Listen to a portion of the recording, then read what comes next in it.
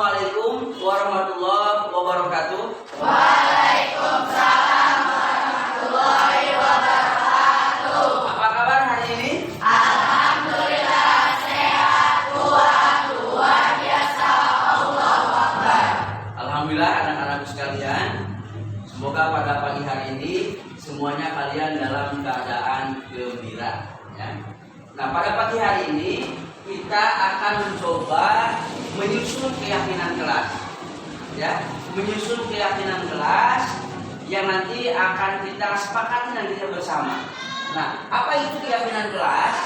Keyakinan kelas adalah bentuk budaya positif dalam mewujudkan disiplin positif yang bisa diterapkan dalam menciptakan suasana lingkungan pembelajaran yang aman dan nyaman.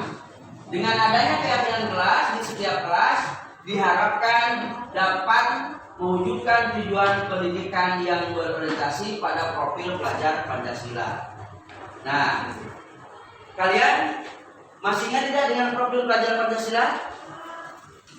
Nah, kita lihat ya, barangkali kalian lupa. Profil pelajar Pancasila yang pertama beriman dan bertakwa kepada Tuhan Yang Maha Esa dan berakhlak mulia. Yang kedua mandiri, ketiga bernalar kritis, keempat berkebijakan global, lima bergotong royong, dan enam adalah kreatif. Nah, kemudian, ini tahapan penyusunan keyakinan kelas. Yang pertama melakukan surat pendapat tentang peraturan kelas.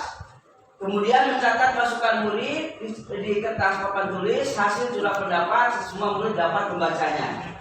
Ya, menyusun keyakinan kelas menggunakan kalimat yang positif. Keempat, meninjau kembali daftar surat pendapat yang telah dicatat. Kemudian lima, meninjau kembali keyakinan kelas bersama-sama diusahakan hanya terdiri dari 3 sampai 5 prinsip keyakinan kelas. 6, ditinjau ulang, menyetujui dan menandatangani oleh murid dan guru. Ya, kemudian wali kelas dan kepala sekolah. 7, meyakini keyakinan kelas ditempel di dinding agar semua murid dapat melihatnya. Nanti setelah ini kalian akan melakukan surat pendapat. Ya.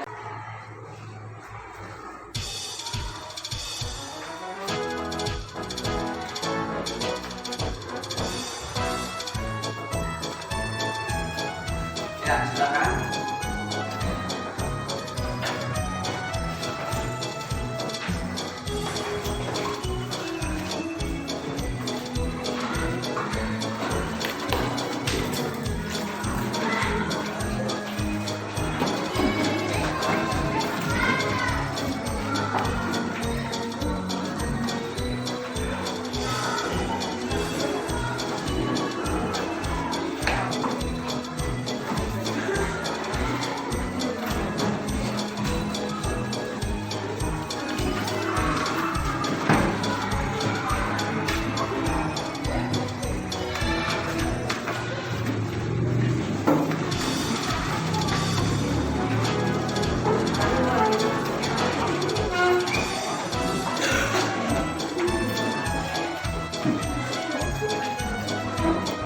Sudah semua? Sudah semua? Ya, siapa yang belum? Silakan.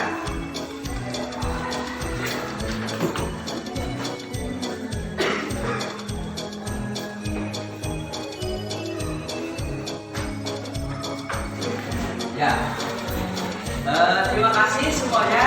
Kita kasih semangat untuk kita semua. Dari surat pendapat ini, sekarang siapa yang mau membantu Bapak membacakan hasil surat pendapatnya? Ya, silakan. Nah, kita kasih tepuk tangan dulu. Kemudian yang dua orang untuk membantu nanti memisahkan atau mengelompokkan hasil surat pendapat. Siapa yang mau depan? Ya, silakan. Vigo dan Pak Iha. Kita kasih tepuk tangan dulu. Ya. Silakan. Vigo dan Pak Iha. Nah, silakan untuk dibacakan dan Vigo, Pak Iha memisahkan yang sudah dibacakan tadi. Silakan. Ya.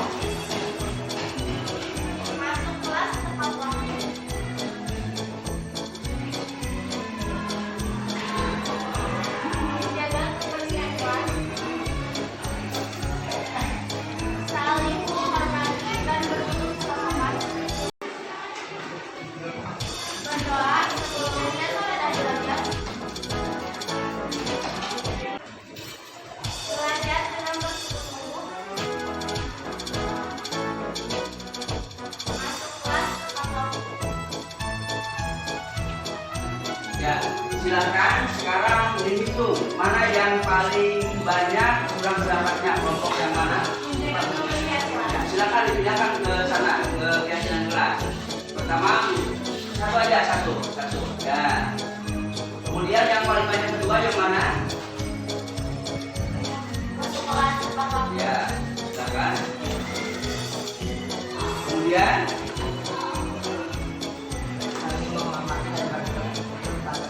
ya.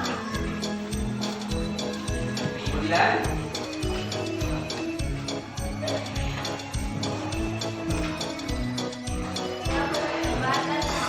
ya. Lagi ya.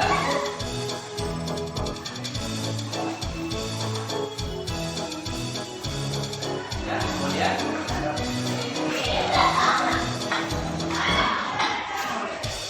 ya, terima kasih ya. Nah, silakan duduk, terima kasih, silakan tepuk tangan.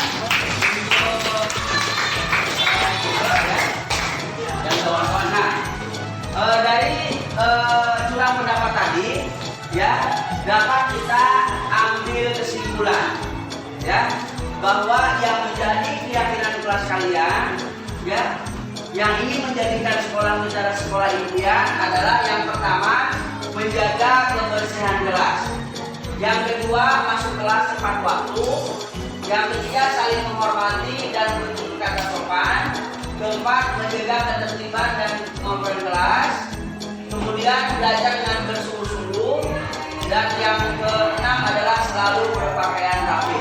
Ya, tepuk tangan. Ya, harus kalian taati, patuhi bersama-sama, ya, dengan hati yang ikhlas. Ya, demikian hasil daripada kesepakatan pembuatan keyakinan kelas ini. Semoga kita dapat melaksanakan keyakinan kelas kita dengan sebaik-baiknya. Ya, terima kasih. Assalamualaikum warahmatullahi wabarakatuh. Waalaikumsalam warahmatullahi wabarakatuh. Tepuk tangan untuk kita semua.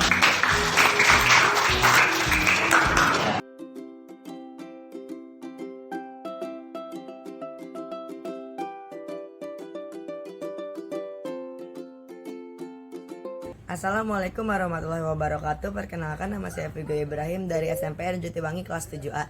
Dengan adanya keyakinan kelas, saya sangat termotivasi dengan keyakinan kelas karena saya dan teman-teman saya menjadi lebih disiplin dan lebih senang menjalani keyakinan kelas. Sekian dari saya. Wassalamualaikum warahmatullahi wabarakatuh. Assalamualaikum warahmatullahi wabarakatuh. Perkenalkan, nama saya Fayanila Zakia dari kelas 7A. Dengan adanya keyakinan kelas yang telah dibuat menjadi tanggung jawab bagi semua siswa yang ada di kelas, sehingga kami dapat melakukan kegiatan keyakinan kelas ini dengan senang dan nyaman dan selalu memotivasi tentang pendidikan. Sekian, wassalamualaikum warahmatullahi wabarakatuh.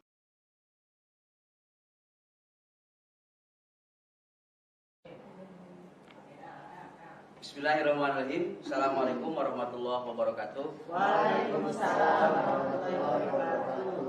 Bapak dan Ibu yang saya hormati, pada kesempatan ini terlebih dahulu kita ucapkan puji syukur kehadirat Allah Subhanahu wa taala atas limpahan rahmat dan karunia-Nya.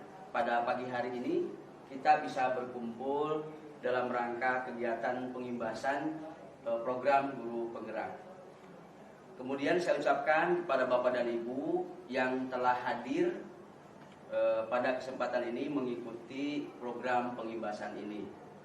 Bapak dan Ibu, selama saya mengikuti pendidikan guru penggerak, saya sudah mempelajari 4 modul. Yang pertama adalah filosofi Ki Hajar Dewantara. Yang kedua adalah nilai dan peran guru penggerak. Kemudian yang ketiga visi guru penggerak. Dan yang keempat adalah budaya positif di sekolah. Nah, ini yang kita akan melakukan pengimbasan itu adalah tentang budaya positif di sekolah. Nah, awal daripada budaya positif di sekolah adalah sejalan dengan pemikiran Ki Hajar Dewantara yang mengemukakan bahwa pendidikan memberikan tuntunan terhadap segala kekuatan kodrat yang dimiliki oleh anak agar ia mampu mencapai keselamatan dan kebahagiaan yang setinggi-tingginya baik sebagai seorang manusia maupun sebagai anggota masyarakat. Nah, menurut beliau juga bahwa pendidikan itu adalah tempat persembahyan benih-benih kebudayaan dalam masyarakat. Jadi kita sebagai seorang guru tugasnya adalah menuntun mereka, bukan menuntut. Menuntun mereka sesuai dengan kodrat alam dan kodrat zaman. Nah, kemudian dari filosofi Ki Hajar Dewantara, kita sebagai guru harus memberi ruang bagi semua peserta didik untuk belajar dan mendapatkan pendidikan yang semestinya. Nah, di sini juga saya belajar tentang bagaimana nilai-nilai seperti guru penggerak, ya, berpihak pada murid, mandiri, kemudian reflektif, kreatif, inovatif, dan kolaboratif. Sedangkan peran guru penggerak adalah menjadi pemimpin pembelajaran, menggerakkan komunitas praktisi, mendorong kolaborasi antar guru, menjadi coach bagi guru lain, dan mewujudkan kepemimpinan murid. Kemudian dari nilai dan peran guru penggerak, ya, di sini juga bahwa guru penggerak itu mempelajari tentang visi, ya, tentang visi seorang guru penggerak. Nah, di sini terdapat beberapa paradigma baru yang salah satunya adalah inquiry apresiatif. Nah, dikenal sebagai pendekatan manajemen perubahan yang kolaboratif dan berbasis kekuatan. Nah, di sini dapat diimplementasikan dengan tahapan bagja. Apa itu tahapan bagja? Di sini adalah buat pertanyaan. Kita misalnya mau buat ide seperti apa, bagaimana mewujudkan sekolah yang agamis misalnya. Kemudian ambil pelajaran. Nah, ambil pelajaran ini bisa juga kepada personal, bisa juga pada lembaga. Misalnya ambil pelajaran itu sekolah mana yang sudah menerapkan program tersebut. Kemudian gali mimpi, apa impian dari program kita itu.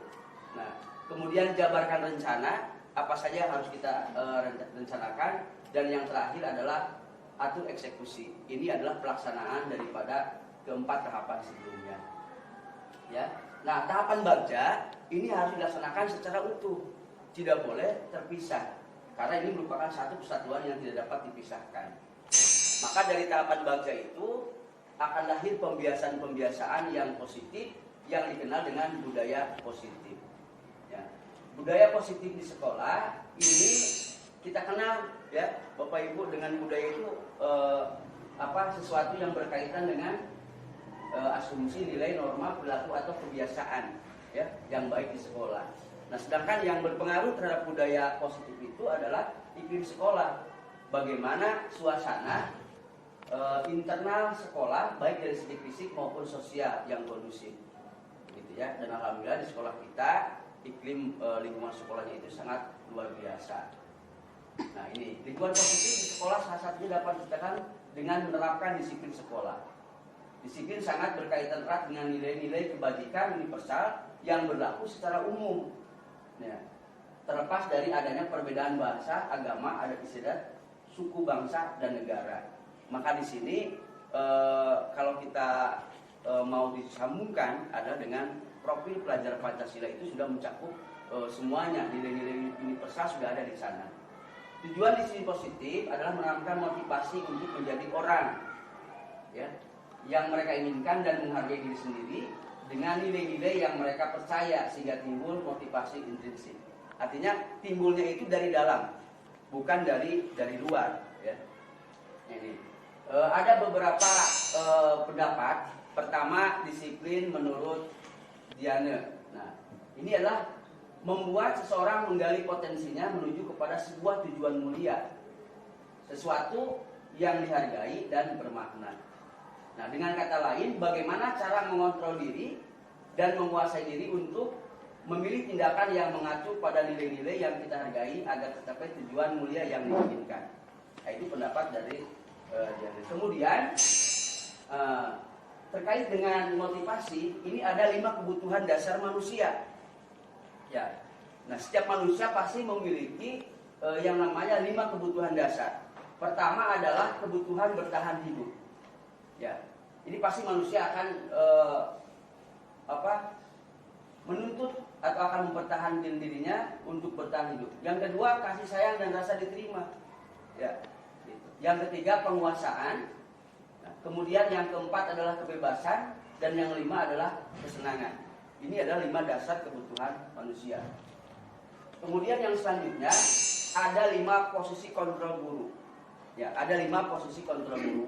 Bagaimana seorang guru itu berperan sebagai penghukum. Kalau sebagai penghukum ini merasa bahwa seorang guru itu adalah bahwa semua tindakannya adalah benar dan apa yang dilakukan oleh siswa itu adalah salah, misalnya gitu ya. Ya itu. Kemudian yang selanjutnya nah, sebagai pembuat rasa bersalah. Pada umumnya ini akan dengan suara yang suara yang lemah lembut begitu. Tapi menekankan kepada siswa itu bahwa apa yang dilakukannya itu adalah salah begitu. Ya. Kemudian sebagai teman, biasanya dengan nada-nada yang cukup halus begitu. Ya, kita sebagai teman lah bagaimana begitu ya. Gitu. Kemudian sebagai pemantau, dan yang terakhir adalah sebagai manajer. Dan posisi 5 kontrol ini adalah ada pada diri kita semua. Dan pada umumnya kita sudah melakukan hal ini. Ya, tentang bagaimana kita melakukan posisi kontrol kita sebagai guru yang ideal. Kemudian yang selanjutnya Dian Gosen dalam bukunya Restructuring School Discipline mengemukakan 3 motivasi. Yang pertama, motivasi untuk menghindari ketidaknyamanan atau hukuman. Ini motivasi bersifat eksternal. Biasanya kita suka melakukan ini juga begitu ya. Nah, ayo nanti siapa yang misalnya tidak mengerjakan, misal begitu ya, nanti akan dihukum atau akan hukum. Nah, ini biasa seperti itu. Kemudian yang kedua, motivasi untuk mendapatkan imbalan dan penghargaan dari orang lain. Nah, ini motivasi ini juga bersifat eksternal. Artinya ketika misalnya siswa melakukan sebuah tugas, ini karena mengharapkan sebuah imbalan atau penghargaan, dan ini hanya berlaku dalam jangka waktu yang pendek begitu ya. dalam jangka yang pendek. Nah, yang ketiga, motivasi untuk menjadi orang yang mereka inginkan dan menghargai diri sendiri dengan nilai yang mereka percaya. Nah, ini motivasi bersifat internal, artinya motivasi yang betul-betul lahir dari dirinya sendiri. Nah, inilah justru yang diharapkan ini adalah poin yang ketiga ini ya, motivasi yang bersifat internal. Nah, kemudian di sini ada perbedaan hukuman dan konsekuensi. Nah, yang pertama, kalau hukuman itu bersifatnya tidak direncanakan. Hanya sesaat, misalnya ketika kita misalnya melihat siswa kita yang melakukan sebuah pelanggaran, ya itu kan terjadi sesaat. Kita hukum nih, misalnya push up atau lari misalnya gitu ya, atau misalnya menulis di buku tulis. Ya, misalnya saya tidak akan merokok sampai habis misalnya itu ya. Itu karena ada suatu hal yang terjadi dan tidak sempat. Kemudian hukuman itu bersifat satu arah. Jadi hanya kita yang melakukan, sementara siswa itu yang menerima dari hukuman itu. Yang ketiga, hukuman bisa berupa fisik maupun psikis. Tadi kalau fisik kan ada push up, ada membersihkan halaman gitu. Kalau psikis kan tadi dengan menulis ini saya tidak akan dan sebagainya begitu ya. Nah, kemudian apa sih itu konsekuensi? Kalau konsekuensi itu sudah terencana atau sudah disepakati dari awal begitu. Ya, ada kesepakatan antara guru dengan siswa. Pada konsekuensi, murid tetap dibuat tidak nyaman untuk jangka waktu yang pendek. Artinya ini ketika kita sudah melakukan konsekuensi kesepakatan dengan siswa, maka ini berlaku jangka pendek. Gitu. Nah, peraturan dan konsekuensi ini sudah diketahui sebelumnya oleh murid adiknya, terjadi kesepakatan. Nah, itu Bapak dan Ibu. Nah, dari hukuman dan konsekuensi, maka ada solusi yang ditawarkan. Ya, ada solusi yang terbaik yang ditawarkan, yaitu adalah dengan restitusi. Ya. Nah, hukuman, konsekuensi ini berlaku untuk jangka pendek dan tetap murid atau siswa akan merasa tidak nyaman. Maka hadirlah di sini yang dinamakan dengan restitusi. Apa itu? Proses menciptakan kondisi bagi murid untuk memperbaiki kesalahan mereka sehingga mereka bisa kembali pada kelompok mereka dengan karakter yang lebih kuat. Nah, restitusi juga merupakan proses kolaboratif yang mengajarkan murid untuk mencari solusi untuk masalah mereka dan membantu murid berpikir tentang orang seperti apa yang mereka inginkan dan bagaimana mereka harus memperlakukan orang lain. Nah, jadi hukuman, konsekuensi, ya, inilah solusi yang terbaik adalah dengan melakukan restitusi. Jadi bagaimana mereka bisa kembali kepada komunitasnya, kepada kelompoknya dengan keyakinan yang lebih kuat. Tujuan utama menerapkan restitusi adalah membantu murid menjadi lebih memiliki tujuan, disiplin positif, kemudian memulihkan dirinya setelah berbuat salah. Bukan untuk menyenangkan orang lain atau menghindari ketidaknyamanan, namun agar murid menjadi orang yang menghargai nilai-nilai kebajikan. Biasanya kan kita ketika kita menjumpai anak yang melakukan kesalahan, kita misalnya memberikan satu pembinaan kepada mereka, ya, dengan nada yang keras, kemudian misalnya kita mengharapkan bahwa anak itu cepat kembali kepada perilaku yang baik, tapi jangan lupa bahwa di sana juga anak itu ada tadi apa itu bukan untuk menyenangkan kita, tapi di situ ada nilai-nilai yang terkandung dalamnya. Jadi bukan hanya menghadap, wajah menghadap, tapi hati tidak. Nah, ini dengan restitusi, ya, guru menanggapi dengan mengajak murid merefleksi tentang apa yang dapat mereka lakukan untuk memperbaiki kesalahan, sehingga mereka menjadi pribadi yang lebih baik dan menghargai dirinya. Nah, itu Bapak Ibu. Nah, ini yang dikenal dengan restitusi, itulah segitiga restitusi. Pertama, menstabilkan identitas. Ya, kita kan ketika melakukan pernah kita misalnya ada siswa yang bermasalah, kita langsung marah-marah dan sebagainya tanpa kita bertanya dulu misalnya, ya, apa sih yang latar belakang mereka berbuat seperti ini. Menstabilkan identitas artinya ketika kita melakukan pembinaan, kita bisa melontarkan sebuah kata-kata, kamu bukan satu-satunya, ya, yang pernah melakukan ini misalnya. Itu menstabilkan. Atau setiap orang pasti melakukan kesalahan. Nah, kemudian nanti ada validasi tindakan yang salah, ya, gitu. Nah, dari sini menstabilkan identitas, kamu bukan satu-satunya yang pernah melakukan hal ini. Mungkin nanti siswa akan mengatakan, ya Pak, ya Bu, begitu ya. Nanti dari sana kita beranjak ke sini, validasi tindakan yang salah. Kamu tentu punya alasan mengapa kamu melakukan seperti ini. Nanti dari sini nanti anak-anak akan mengungkapkan, ya, apa sih yang melatar belakangi mereka berbuat kesalahan. Nah, dari situ nanti ayatnya di sini menanyakan keyakinan, ya, gitu, ya, menanyakan keyakinan. Apa yang kamu lakukan tadi itu benar atau salah? Salah Pak, salah Bu. Nah, kalau misalnya salah itu baik, berarti siswa menyadarinya. Nah, ditanyakan kepada keyakinan kelasnya, menanyakan keyakinan kelas, ya, apa yang telah kita buat dari keyakinan kelas itu. Ya, bisa mengatakan misalnya saling menghargai, ya, saling menghormati. Nah, itu ditanyakan. Nah, kamu ingin jadi orang yang seperti apa misalnya. Nah, dari sini nanti akan tercipta, ya, pembuat salah itu tidak merasa bersalah. Dia akan kembali kepada komunitasnya dengan sikap yang lebih kuat.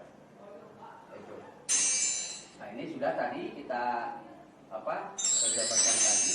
Nah, sekarang kita dari restitusi kita coba untuk ke keyakinan kelas. Ini sudah merupakan salah satu budaya positif. Ya, pengertian keyakinan kelas, bentuk budaya positif dalam mewujudkan disiplin positif yang bisa kita terapkan dalam menciptakan suasana lingkungan pembelajaran yang aman dan nyaman. Dengan adanya keyakinan kelas, di setiap kelas diharapkan dapat mewujudkan tujuan pendidikan yang berorientasi kepada profil pelajar Pancasila. Nah, Bapak Ibu masih ingat dengan profil pelajar Pancasila? Masih ingat tidak? Nah, inilah profil pelajar Pancasila, ya. Beriman bertakwa kepada Tuhan Yang Maha Esa dan berakhlak mulia, mandiri, benar kritis, berkebinekaan global, bergotong royong dan kreatif. Ya. Yang selanjutnya tahap penyusunan keyakinan kelas. Ini kita kan di sini ada sekolah kita ada 33 kelas. Ya, kalau semuanya membuat keyakinan kelas, ya, maka insya Allah budaya positif itu akan lebih bisa diterapkan, sehingga tujuan pembelajaran itu akan lebih tercapai, ya, mewujudkan merdeka belajar sesuai dengan profil pelajar Pancasila. Yang pertama adalah melakukan surat pendapat tentang peraturan kelas. Nah, apa sih peraturan kelas itu? Ya, kenapa kok mesti ada keyakinan kelas? Mengapa sih harus ada kesepakatan kelas? Kalau peraturan itu biasanya adalah terjadi satu arah. Ya, kita sebagai guru atau lembaga kita. Kalau peraturan itu, jadi anak mau tidak mau itu harus mengikuti peraturan kelas. Ya, begitu. Nah, sekarang kita rubah dari peraturan kelas, ya, bagaimana menjadi keyakinan kelas, ya, atau kesepakatan kelas. Ya, begitu. Nah, itu ya. Nah, kemudian 2, mencatat masukan murid di kertas tulis hasil curah pendapat, semua murid dapat membacanya. Nah, ini misalnya membuat apa ya? Membuat di karton, kemudian anak menulis di buku tulis, nanti ditempelkan. Dan itu yang terbaik adalah ditempel di kelasnya, agar nanti setiap siswa itu dapat memahami, dapat melaksanakan tanpa mereka lupa kalau ditempel itu. Jadi nanti hubungan kelanjutannya dengan pembelajaran berdiferensiasi. Jadi nanti yang ditempel di ruangan itu bukan hanya hasil-hasil yang sudah jadi, ya, tapi harus karya anak begitu ya yang ditempel itu. Nah, kemudian menyusun keyakinan kelas menggunakan kalimat positif. Ya, jadi kalimat yang baik misalnya. Nah, dihindari hal-hal yang dianggap kurang baik, misalnya kalimatnya biar lambat asal selamat. Nah, nanti itu kan kalimat yang kurang baik. Tujuannya betul selamat, ya, tapi lambatnya itulah yang tidak baik, ya. Jadi dengan kalimat yang positif. Meninjau kembali daftar surat pendapat yang telah dicatat. Meninjau kembali keyakinan kelas secara bersama-sama diusahakan hanya dari 3-7 prinsip atau keyakinan. Jadi kalau terlalu banyak nanti dikhawatirkan juga bahwa siswa itu sulit untuk menerapkannya. Ditinjau ulang, disetujui dan ditandatangani oleh murid dan guru.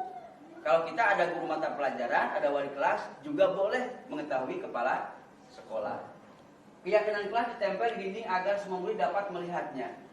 Ya, jadi kalau misalnya ditempel di dinding, mudah-mudahan dari 32 siswa itu satu hari saja ada yang melihat, misalnya 10 orang, 11 orang dengan bergantian, itu akan melekat pada diri mereka.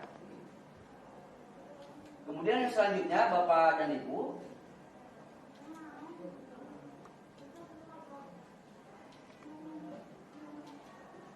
nah ini contoh keyakinan kelas, ya, bekerja sama, ya, jaga kebersihan kelas misalnya, ya, setiap peduli menghargai dan membantu satu sama lain, ya, menjaga dan meletakkan barang sesuai dengan tempatnya, tepat waktu dan aktif di kelas, ya. Ini adalah contoh-contoh daripada keyakinan kelas yang sifatnya adalah positif, begitu ya. Gitu. Kesepakatan kelas tentunya bagaimana? Kami menjaga ketertiban dan kebersihan kelas setiap saat. Kami belajar dengan antusias dan penuh percaya diri. Kemudian kami senantiasa menghormati guru dan mengasihi sesama. Kami bersaudara dan saling membantu jika ada teman yang memerlukan bantuan. Nah, ini adalah contoh-contoh daripada keyakinan dan kesepakatan kelas. Nah, apa saja yang dapat kita gunakan untuk keyakinan kelas? Ya, bisa saja kita saling menghormati dan berkata sopan, masuk kelas tepat waktu, belajar dengan sungguh-sungguh, siap menyelesaikan tugas belajar tepat waktu, menjaga kebersihan kelas, selalu berpakaian rapi, menjaga ketertiban dan keamanan kelas, berdoa sebelum dan sesudah belajar, kemudian membaca surat pendek sebelum belajar. Nah, ini di kita dulu sudah bagus membaca ayat pendek hampir tiap kelas. Jadi kalau masuk itu kita serempak begitu membaca surat-surat pendek. Nah, ini yang beberapa kelas memang sudah kendor. Jadi mari kita galakan kembali untuk membaca Quran surat-surat pendek. Begitu. Nah, kemudian Bapak Ibu rumuskan keyakinan kelas yang disepakati. Nah, ini bisa juga kami siswa kelas 7A misalnya, saling menghormati, berpakaian rapi, menjaga kebersihan, belajar sungguh-sungguh, masuk kelas tepat waktu, mengerjakan tugas dengan waktu. Bisa nanti di kolomnya ada sekretaris, ketua murid, guru mata pelajaran, wali kelas. Bisa juga nanti ditambahkan dengan kelas sekolah, silakan sesuai dengan kebutuhan. Nah, Bapak Ibu. Nah, dari yang tadi disampaikan Bapak dan Ibu, ternyata untuk menggali sebuah budaya positif itu sangatlah mudah kalau semuanya ini, kalau kita mau bekerja sama, begitu. Mau bekerja sama. Nah, dasarnya adalah bagaimana kita timbul dari diri kita untuk melakukan budaya positif ini. Nah, itu dari pemaparan dari saya tentang budaya positif dan beberapa modul yang saya pelajari pada program Guru Penggerak yang dilaksanakan hampir 2 bulan Bapak Ibu. Jadi 4 modul itu dan 2 bulan. Ya, 2 bulan dilaksanakan. Mudah-mudahan disusul dengan Bapak dan Ibu semua. Barangkali dari apa yang disampaikan ada pertanyaan dari Bapak dan Ibu. Maaf Pak, izin bertanya. Assalamualaikum warahmatullahi wabarakatuh. Waalaikumsalam. Perkenalkan, nama Firmansyah. Saya mengajar matematika kelas 7. Ya. Yang saya tanyakan, menurut Bapak, bagi yang tepat dari 5 kontrol 5 posisi kontrol guru yang tepat menurut Bapak itu yang mana bagi kita? Ya. Terima kasih Pak Firman. Dari apa tadi yang ditanyakan, dari 5 posisi kontrol guru, ya, yang terbaik adalah bagi kita sebagai guru adalah posisi sebagai manajer, di mana kita nanti hanya mengarahkan siswa itu untuk untuk mendapatkan keyakinan pada dirinya. Mereka memperbaiki kesalahan yang mereka perbuat tanpa harus ada peran-peran di luar mereka yang dapat membebani bagi mereka. Jadi posisi yang paling ideal itu adalah posisi kontrol sebagai manajer, begitu ya. Ada lagi? Ya, silakan Bu. Assalamualaikum warahmatullahi wabarakatuh. Waalaikumsalam warahmatullahi wabarakatuh. Terima kasih atas waktunya. Menarik sekali ya Pak tadi pemaparan mengenai budaya positif. Salah satunya tadi ada keyakinan kelas. Nah, keyakinan kelas itu kan disusun berdasarkan tahapan-tahapan yang disepakati oleh murid dan guru. Nah, yang jadi pertanyaan, kapan keyakinan kelas itu dibuat dan dilaksanakan? Terima kasih Pak. Terima kasih Bu Teti. Dari keyakinan kelas itu idealnya adalah dibuat ketika awal tahun ajaran. Kalau kita di sini sebagai guru mata pelajaran, berarti kita membuat kesepakatan itu adalah dari awal tahun ajaran. Dan kenapa tadi harus ditempel? Agar semua guru mata pelajaran itu mengetahui keyakinan kelas seperti apa di kelas ini, begitu. Karena mungkin saja antara kelas yang satu dengan kelas yang lain itu keyakinan kelasnya berbeda-beda. Sesuai dengan apa? Sesuai dengan potensi anak, gitu ya. Ada mereka akan mencurahkan apa di sana. Gitu. Jadi yang lebih baik adalah di awal tahun ajaran. Ya, nanti kita akan bisa mengidentifikasi bagaimana keinginan daripada kelas itu. Karena kan kalau dulu itu kan ada kelas eksklusif, bisa kelas A, kumpulan orang-orang pandai, gitu ya. Tapi kalau sekarang kan kita majemuk, begitu. Jadi, nah itu membantu guru juga, ya, membantu guru untuk mengidentifikasi awal. Jadi itu Bu. Jadi yang lebih baik adalah awal tahun ajaran. Terkait dengan apa tadi yang disampaikan Pak Firman, saya akan coba menerangkan bagaimana 5 posisi kontrol, ya, melalui sebuah tayangan video ini. Silakan Bapak dan Ibu untuk bisa menyimaknya, ya, terkait dengan 5 posisi kontrol. Naren, sini kamu. Selamat pagi Bu. Selalu terlambat. Kamu deh pasti terlambat. Maaf Bu, saya Apa coba? Alasan kamu apa lagi? Kapan sih kamu tidak terlambat? Malas sekali ya kamu jadi anak. Saya Dasar pemalas. Gak kapok-kapok sih kamu. Sudah berapa kali terlambat? Sana, kamu keliling lapangan basket 2 kali. kenapa saya harus ke lapangan basket, Bu? Kenapa? Kamu melawan ibu? Berani-beraninya jawab. Sudah terlambat, masih berani jawab nggak? Sekarang, keliling lapangan basket 5 kali sekalian. Biar kapok. Cepat. Pergi sana ke lapangan basket.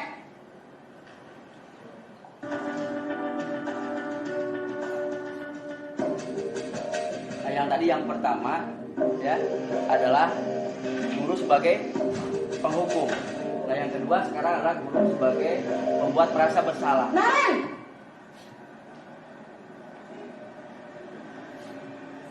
Selamat pagi, Bu. Naren. Kamu kenapa terlambat lagi, nak? Ya Tuhan, Naren. Kamu senang ya bikin ibu susah ya? Kalau kamu terlambat lagi, nanti ibu yang ditegur bapak kepala sekolah, nak. Disangka ibu tidak bisa membina kamu. Duh, gimana ini? Maaf, Bu. Bu Gusti Naren. Kamu suka ya kalau ibu ditegur bapak kepala sekolah? Terus, sekarang ibu harus tulis apa ini di buku absen? Ini kamu sudah sering terlambat loh. Ibu harus apa coba? Maaf, Bu. Maaf sekali. Ya sudah, lain kali jangan bikin ibu susah lagi ya nak ya. Ibu tidak akan kuat lagi kalau kamu begini terus. Bisa jantungan kalau ibu ditegur bapak kepala sekolah. Sana cepat ke kelas. Maaf ya, Bu. Maaf sekali. Posisi pembuat rasa bersalah berbicara dengan nada tenang. Di posisi yang ketiga sebagai teman.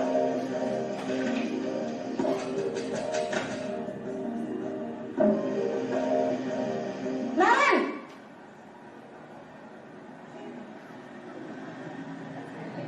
Selamat pagi, Bu. Wah, sudah jam berapa ini nak? Terlambat lagi ya sayang. Iya, Bu. Habis ibu saya lupa bangunkan saya, Bu. Kamu malah menyalahkan ibu kamu. Kamu bukannya anak yang larinya paling kencang. Kok terlambat sih? Iya, Bu. Saya memang terlambat bangun tadi. Jadi, biarpun saya lari kencang, tetap gak kekejar, Bu. Ya sudah sana. Nanti lain kali larinya lebih kencang lagi ya. Biar gak terlambat lagi. Bikin senang ibu. Demi ibu. Bisa kan? Bisa lah, Bu. Ya sudah sana masuk kelas. Ibu beresin urusan absen kamu. Kamu ini ada-ada saja. Ini posisi sebagai pemantau ya atau monitor.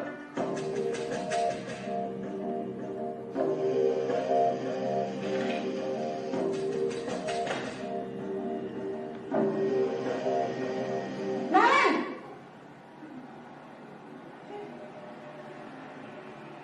Selamat pagi, Bu. Naren, apa peraturan sekolah kita tentang jam berapa kita harus masuk sekolah, nak? Kita harus di sekolah jam 7, Bu. Iya, betul. Sekarang sudah jam 7.20. Naren sudah tahu konsekuensinya jika terlambat hadir. Paham, Bu. Saya harus tinggal kelas pas jam istirahat selama 20 menit. Iya, benar. Konsekuensinya demikian.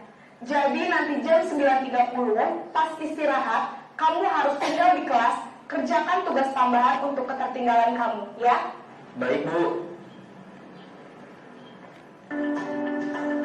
Ini yang terakhir ya, quality manager.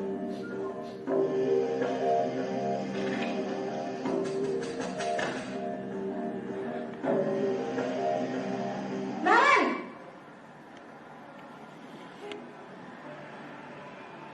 Selamat pagi, Bu. Selamat pagi, Naren. Maaf, Bu. Saya terlambat. Iya, sekolah masuknya jam 7, sekarang sudah jam 7.20. Jadi sekarang bagaimana ini, Naren? Maaf, Bu. Saya lupa setel alarm saya semalam. Baiklah, menurut kamu, keyakinan sekolah yang mana yang perlu kamu tingkatkan? Menghargai diri sendiri dan orang lain kemungkinan, Bu. Setuju. Jadi, apakah Naren meyakini prinsip saling menghormati tersebut? Iya, Bu. Saya meyakininya. Apakah Naren bersedia memperbaiki masalah keterlambatan ini? Bersedia, Bu. Bagaimana kamu akan perbaiki masalah keterlambatan ini? Saya akan coba untuk tidak lupa menyetel alarm saya, Bu. Baik, kalau Naren lupa menyetel alarm di rumah, ada orang yang kira-kira bisa bantu mengingatkan tidak? Ada, Bu. Kakak saya, Kak Emma. Ada lagi selain Kak Emma? Selain Kak Emma, ada ibu saya. Baik, jadi yang mengingatkan Naren adalah Kak Emma dan ibu kamu ya?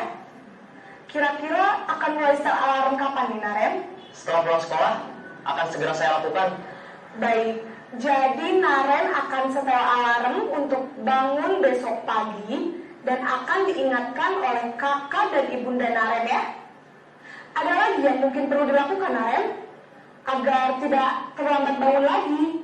Tidak ada, Bu. Baik Naren, terima kasih untuk kerjasama kamu. Sekarang kamu perlu kembali ke kelas untuk belajar. Baik, Bu. Terima kasih. Nah, itu Bapak Ibu dari tayangan tadi ya, 5 posisi kontrol yang dilakukan oleh kita sebagai pengajar. Maka 5 posisi kontrol itu yang kelima adalah posisi sebagai manajer yang cocok buat kita. Jadi betul-betul dari dalam diri murid sendiri ya, kita menyadarkan bahwa apa yang mereka lakukan itu kembali kepada mereka sendiri. Nah, kemudian saya coba juga untuk bagaimana ketika menghadapi siswa yang bermasalah. Nah, ini Bapak dan Ibu, saya melakukan sebuah praktek restitusi terhadap siswa yang bermasalah.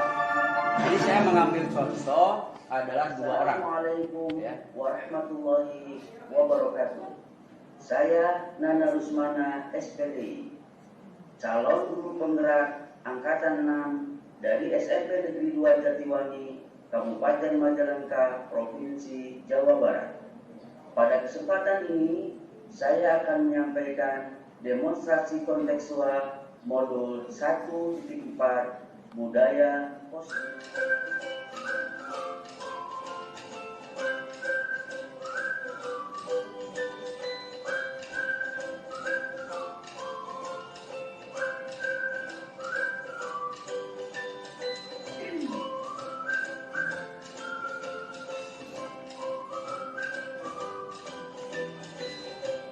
Ini saya ambil contoh ya, siswanya adalah Vigo Ibrahim ya. Vigo ini melanggar peraturan sekolah. Waalaikumsalam. Silakan. Wah, Ibu hari ini kelihatan bahagia ya. Iya Pak, Tadi habis ngapain? Miss dari kelas. Oh iya. Ibu tahu kenapa dipanggil ke kantor? Iya saya tahu Pak. Apa itu? Saya jarang masuk kelas pada pelajaran matematika dan tidak mengerjakan tugas-tugasnya. Baik, Tigo sudah tahu ya. Menurut Tigo, perbuatan itu benar atau salah? Salah Pak. Baik, kalau Tigo sudah tahu bahwa perbuatan itu salah, nah, itu bagus ya. Berarti Tigo sudah menyadarinya. Iya Pak. Ya Pak, saya menyadari dan mengakui perbuatan tersebut salah. Semua orang pasti melakukan kesalahan, ya.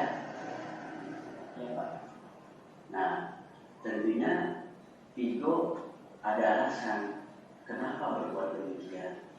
Ya Pak, saya kurang paham dengan tugas yang diberikan guru matematika dan saya merasa ketika masuk kelas saya selalu dari tugasnya dan dimarahi karena tugasnya tidak dikerjakan. Jadi Bapak paham Tigo. Nah, waktu awal semester kemarin kita sudah membuat nilai keyakinan kelas dan sudah disepakati bersama, ya kan? Ya sudah Pak. Nah, coba sekarang nilai keyakinan kelas atau kesepakatan apa saja yang Tigo masih ingat? 1. Saling menghormati dan menghargai. 2. Disiplin bertanggung jawab. 3. Selalu semangat dalam belajar. 4. Bekerja sama dalam menjaga kebersihan kelas. Bagus sekali Tigo. Nah, kamu masih ingat dengan nilai keyakinan kelas yang telah kita sepakati bersama. Iya Pak. Tadi kamu sudah menyebutkan beberapa nilai keyakinan kelas, di antaranya disiplin, bertanggung jawab, dan selalu semangat dalam belajar. Apakah Vito sudah menjalankan keyakinan tersebut? Saya belum menjalankannya Pak. Baik, kalau seperti itu, lantas apa yang akan Vito lakukan untuk memperbaiki perbuatan tersebut? Saya akan berdoa kepada guru matematika dan meminta penjelasan tugas yang kurang saya pahami. Kemudian saya akan mengerjakan tugas-tugas yang telah diberikan. Bagus sekali Vito, ya. Bapak bangga sama kamu, ya, jika kamu berpikiran seperti itu. Iya Pak, terima kasih. Mohon maaf dan mohon izin. Sekarang saya akan langsung pergi mengambil guru matematika Pak.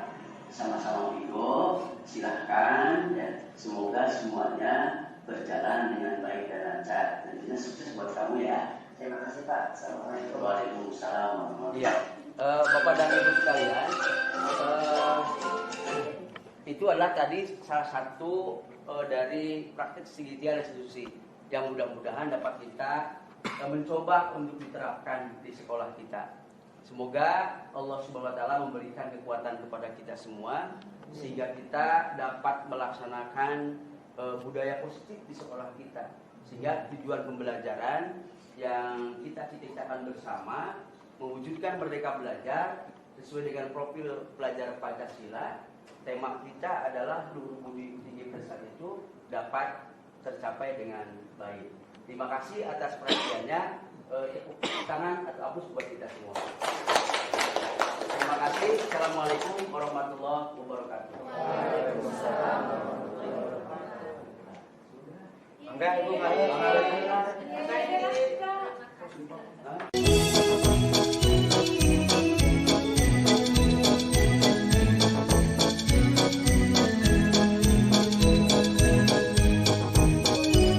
Assalamualaikum warahmatullahi wabarakatuh. Saya Eni Nur Eni, salah satu pengajar di SMP 2 Jatiwangi. Mata pelajaran yang saya ampu adalah prakarya. Hari ini saya mendapatkan ilmu baru dari Panana dari kegiatan CGP, yaitu pengimbasan tentang budaya positif di sekolah.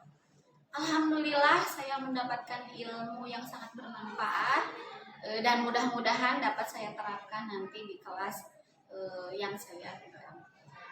Sukses selalu untuk Panana, keren. Terima kasih. Assalamualaikum warahmatullahi wabarakatuh. Warahmatullahi wabarakatuh. Saya Muhammad Syarifudin, guru informatika di SMP Negeri 2 Jatiwangi. Setelah tadi saya menyimak materi tentang pengimbasan yang disampaikan oleh Bapak Nana Rusmana SPDI terkait dengan budaya positif di sekolah, alhamdulillah saya mendapatkan banyak pengalaman dan pelajaran baru terkait dengan budaya positif di sekolah. Mudah-mudahan budaya positif di sekolah dapat terrealisasikan di SMP Negeri 2 Jatiwangi. Demikian dari saya. Assalamualaikum warahmatullahi wabarakatuh. Assalamualaikum warahmatullahi wabarakatuh. Perkenalkan, saya Imam Surya Harjono, guru matematika dari SMP Negeri 2 Jatiwangi. Setelah mendapatkan pemaparan materi dari Nana Rusmana SPDI tentang pengimbasan budaya positif, saya mendapatkan ilmu pengetahuan dari materi beliau. Semoga materi beliau lebih bermanfaat dan dapat diterapkan di SMP Negeri 2 Jatiwangi. Terima kasih. Assalamualaikum warahmatullahi wabarakatuh. Saya Erna Purnawati, pengajar IPA dari SMP Negeri 2 Jatiwangi. Setelah melihat pemaparan dari Pak Ustadz Nana tentang budaya positif, alhamdulillah saya bisa menambah pengetahuan saya khususnya dan mudah-mudahan bisa diterapkan ke depannya di sekolah SMP Negeri 2 tercinta ini. Sukses selalu Pak Ustadz Nana. Wassalamualaikum warahmatullahi wabarakatuh. Assalamualaikum warahmatullahi wabarakatuh. Perkenalkan, nama saya Firman SPD. Saya mengajar matematika di kelas 7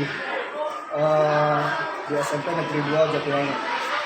Setelah mengamati dan menyimak pembahasan dari Bapak Nana Rusmana SPDI, banyak manfaat yang diterima oleh saya dan teman-teman saya. Mudah-mudahan dapat diterapkan di SMP Negeri 2 Jatiwangi tercinta ini. Sukses selalu Pak Ustadz Nana Rusmana SPDI.